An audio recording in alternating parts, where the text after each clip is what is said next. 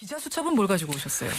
아프리카 예술박물관에서 아프리카 이주 노동자를 착취했다라고 해서 파문이 일었습니다. 물론 저희 CBS 사건 취재팀이 현장을 갖다 몇 번이고 확인하면서 취재한 단독 보도이긴 했습니다만 예.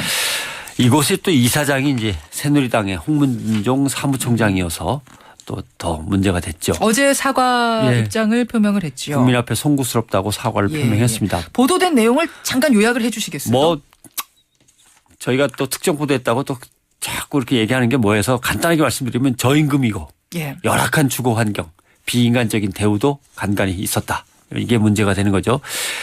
방에 뭐 재웠다고 하지만 집 밖에 있는 발코니를 방으로 만들어서 춥게 재웠고 이 사람들은 그래도 프로페셔널 예술인들입니다. 프로페셔널들. 예, 대만에서는 한 명당 연주자. 방 하나씩을 다 줬다 그러고 파리에서 프랑스에서는 2명당 방 하나씩.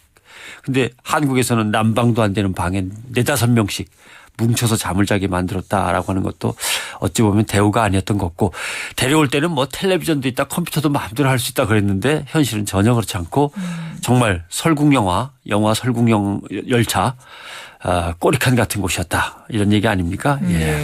그런데 이곳이 또 하필이면 새누리당 사무총장이 이사장이다 보니까 이슈가 더 커진 거죠. 네. 지역문화사업의 일환으로 이 아프리카 예술박물관을 인수해서 이사장으로서 지원만 했고 권한은 박물관장에게 일임해서 잘 모르겠다라는 게 어제 홍문종 의원 입장 아니었습니까? 아무튼 이사장은 국회의원이고 박물관장은 또 대학의 교수님이시고 그랬는데 박물관 측은 나름대로 계약한 만큼 주면서 줄 만큼 주면서 성실히 사람들을 대해왔다고 합니다. 노예노동이라고까지 부르는 건 너무하지 않냐라는 입장이고요. 아무튼 보니까 자기는 지원만 했지 박물관 경영은 완전히 이름에서 잘 모른다고 그랬지만 근로계약서 사본에는 홍 의원의 이름이 적혀 있고 하루 2,500원이 식비였더라고요. 2012년까지. 근데 노동자들이 하루 2,500원 갖고 뭘 먹느냐. 한 끼가 아니라 하루요. 하루. 그러니까 이걸 갖다 항의를 하니까 홍 의원이 4,000원으로 올려줬다고 하는 거죠. 강제로 또 적금도 들게 했더군요. 적금요? 근로기준법 위반입니다. 왜냐하면 일하는 사람들에게 돈을 갖다 떼내서 적금을 들게 하면 이걸 볼모로 인질로 삼아가지고 계속 붙잡아둘 수 있기 때문에. 적금 다 끝날 때까지는 못 떠나니까. 강제저축은 금지돼 있습니다. 정부로부터 지원금도 4,700만 원 받았습니다. 명목을 보니까 해설사와 학예 인력을 지원하는 사업이다 이렇게 돼 있는데 해설사가 누구냐 이 사람들이거든요. 왜냐하면 공연 끝나고 박물관에 온 관람객과 그 아이들 수백 명을 아프리카 문화를 소개하고 춤을 가르치고 했기 때문에 이 사람들이 바로 해설사인데 학예 인력인데 이 돈이 아프리카 예술인들에게 들어간 흔적은 별로 없습니다. 그렇군요. 근데 또 여당 사무총장이 이사장이라 그런지 박물관이 끝발은 좋긴 좋은 모양이에요. 그건 무슨 말씀이세요? KBS 인기 프로그램 1박 2일도 지난달인가요? 최근 겨울방학 특집을 했는데 경기도 북부 투어를 하면서 이곳을 소개했습니다. 저도 거기 잠깐 봤는데 거기가 거기군요. 또 엄청 좋은 곳처럼 소개를 했어요. MBC 뉴스데스크는 이 문제가 터지니까 보도를 또 했습니다. 그런데 예술가를 초빙해 놓고 노예 같은 대우 제목을 이렇게 잡았어요. 쥐가 파먹은 옷도 카메라로 보여줬고 물이 새는 화장실에서 샌 물이 방바닥에 넘치는 것도 카메라로 찍어서 보여주고 농가 창고를 개조한 곰팡이가 낀 방도 다 보여줬는데 이 이사장이 책임자가 누구냐라고 하는 건 싹 빼고 얘기를 안 했습니다. 뭐 이렇게까지도 알뜰하게 배려를 하네요. 그렇군요. 이런 사실들을 사실은 본국에서 알면은 아프리카 사람들이 우리나라를 어떻게 볼까 저는 그것도 좀 걱정이 되더라고요. 제가 상당히 화가 났던 건 중앙아프리카가 내전 등으로 아주 흉흉했을 때 우리 정부에서는 중앙아프리카에 있는 우리 한국인들은 빨리 안전한 곳으로 피신하라고 권유를 했습니다. 그때 우리 한인회는 우리나라 사람들은 오히려 피난을 어떻게 가느냐 성금을 걷었어요. 자기네가 거둔 성금이 모자라니까 다른 나라 쪽에 있는 사람들한테도 연락을 해서 더 걷어가지고 50kg들이 쌀을 140포대를 마련해가지고 아프리카 난민들한테 일일이 나눠주면서 위험을 무릅쓰고 거길 지켰습니다. 우리 교민들이. 고통당하는 함께 있던 현지 주민들을 놔두고 어떻게 우리만 빠져나가냐. 그럴 수가 없어.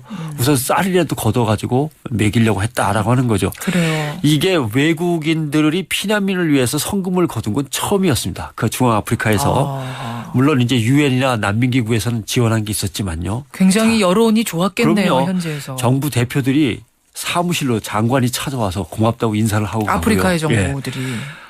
한인 연합회는 바빴답니다. 감사 전화가 하도 밀려들어서. 예. 그리고 TV에 나왔죠. 신문, 라디오 계속 이름을 알렸고. 이 국위를 선양하니라고 우리 이 민간 외교인들은 이렇게 애를 쓰고 위험을 무릅쓰는데. 국위 선양하려고 일부러 애쓰지 않아도 이렇게 우러나서 하니까 선양이 저절로 되는. 그렇죠. 이런 모습 보이는데. 근데 본국에서 정치 지도자와 또 배울 만큼 배우신 교수님들이 이런다면 그러네요. 이건 안 되는 겁니다. 그러네요. 지금 미국, 중국, 일본은 아프리카가 미래에는 상당히 커질 수밖에 없는 기회의 땅이라고 보고 엄청난 돈을 막 퍼붓고 있습니다. 뭐 중국은 특히 아프리카 원조에 공을 들이고 있죠. 예. 뭐 지난번에 잠깐 소개했습니다만 일본은 또 정보와 전략에서 엄청 앞서가고 있습니다. 종합상사를 축으로 해서 정보를 얻고 길을 뚫고 인맥을 넓히고 하는데 일본도 엄청난 노력을 들이고 있고. 우리나라는 어떤가요? 주먹구구식이에요. 정책 총괄은 국무조정실이 하고 유상원조는 기획재정부가 맡고 무상원조는 외교부에서 하고 지방자치단체도 개별적이고 그래서 국가적인 전략이 제대로 없는 상황에서 그냥 주먹구구식인데 네. 일본은 이 총괄 기구들이 있습니다. 그렇군요. 아무튼 아프리카가 어려운 건 사실이고 그러나 미래에 거대한 이제 어떤 땅이 될 것인데 그 기회를 못 살리는 것도 안타까운데 이렇게 국위를 떨어뜨리는 일이 국내에서 벌어지고 있다 그러면 안 되죠. 우리가 창피한 일이죠. 네. 가끔 아프리카 우분투 철학에 대해서 소개를 해 주신 적이 있었어요. 그렇습니다. 예. 뭐 넬슨 만델라나 데스몬드 투주교의 바탕이 되었던 고대 아프리카의 철학이죠. 그게 바로 우분투 예. 철학. 나그네가 마을에 들어서면 불악에 들어서면 뭐 부탁하지 않아도 바로 먹을 것 마실 것을 내온다는 거 아닙니까? 예. 이게 핵심인데 왜 그러냐? 누군가의 목마름은 우리 모두의 목마름이고 내가 있다고 하는 것은 우리가 있기에 가능한 것이다 라고 하는 기본적인 우분투 철학이 거기에 예. 깔려 있는 겁니다. 예. 깔려 있는 겁니다. 핵심 가치는 존중이에요. 존중에서 신뢰가 나오고 신뢰에서 포용과 이해가 나온다라고 하는 거죠. 예. 그래서 차별이 되어서는 안 된다라고 하는 겁니다. 이 우분투 철학의 핵심은. 근데 이 피부 색깔이 다르다고 먼 나라 가난한 나라에서 왔다고 사람을 이렇게 대하면 안 되는 거죠. 그렇죠. 차이가 차별이 되어서는 안 된다라고 배워왔던 이 사람들한테 예. 딱 한국에 도착했는데 대우가 이렇다면 그 사람들은 대체 어떤 걸 느꼈을까. 아무튼 사람을 그 사람이 갖고 있는 뭐 어떤 명함이나 그다음에 계급이나 아니면 그 사람의 출신이나 이런 걸로 보는 게 아니고 그 사람 자체에게 가치를 부여하는 것. 네, 그래서 예. 포용하고 존중하는 것. 이게 이제 우분투 철학인데 좀 우리도 좀 명심하고 좀 잘 좀 대해줘야 될 것 이번 같습니다. 아프리카 박물관 사건을 계기로 아프리카와 우리에 대해 생각해 봤습니다. 편성욱 대기자 수고하셨습니다. 고맙습니다.